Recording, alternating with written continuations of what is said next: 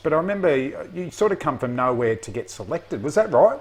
It was, yes. Basically, I was doing the same thing. I was going to watch. I was literally in the squad as injury cover for Merv, and Mike Whitney was also in the squad as cover for Bruce Reid, who was always injured at that time. So Bruce couldn't even get on the plane. I think he snapped in half at Perth Airport and didn't make it to the plane. So I trained with the team. So I'd rather be back up for Bruce Reid than Merv and Hughes, because I reckon I'm going to play. No doubt. Yeah, so you're there around the squad. I'm there around the squad and training for a couple of days beforehand, and actually I remember the pre-match dinner was shows how times have changed. Was up at the Hilton, which is now the Pullman next to the ground, and beautiful barbecue, few beers. I mean that was basically the match eve team talk, and we're sitting around the pool, and an AB, I remember him saying, well look, obviously Bruce isn't here. Whit, good luck for tomorrow.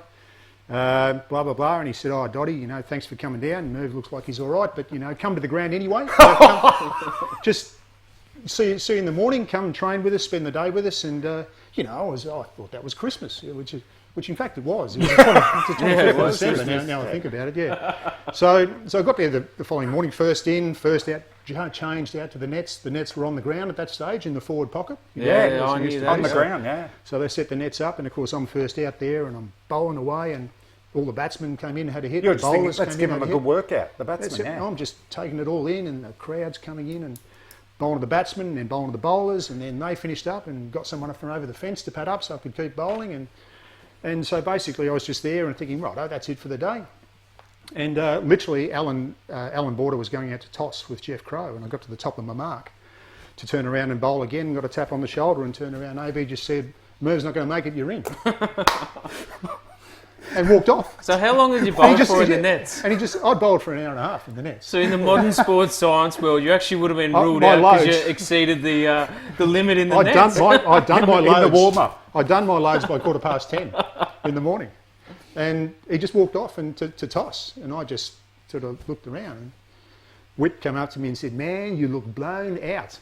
Yeah. And I was, literally. So first thing I had to do was, of course, is go into the change rooms and change my pants. And so did you have a baggie? Did they give you a bag? Literally had to change my underpants as well, because I'd actually crapped myself at that.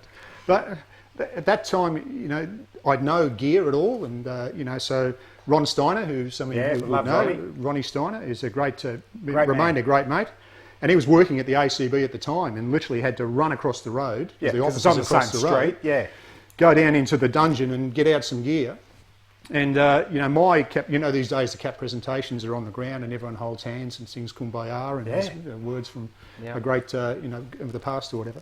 So my cap presentation was literally as we're walking up onto the ground in the old rooms from down below.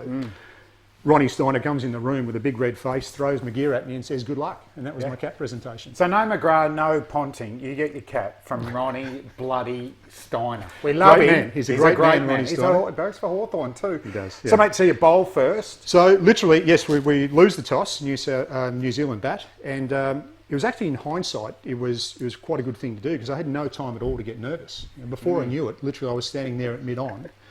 Craig McDermott and Mike Whitney opening the bowling, and here I am, just looking down at my chest, and there's an Australian emblem on there. So what about your family? I had to ring Mum from the change. Did you get time to ring Mum? So I just got a chance to ring Mum at home and said, "Look, sorry, I can't come away on the Christmas holiday. I've got to play for Australia." Okay. Fair enough. He said, "Can you get a couple of tickets?" I said, "I'll try." And they came along and watched, which was great later on. But it was actually brilliant because it was another game of cricket. I hadn't actually had the chance to get myself too nervous. We were bowling, which suited me as well because I didn't have to sit in the rooms and think about it. And before I knew it, it was First on. Test wicket? First Test wicket was a chap by the name of Phil Horn. Okay. Yep. He was Matt Horn's cousin, I think. You remember Matt Horn? Yep. I think actually the wrong Horn got on the plane, in fact.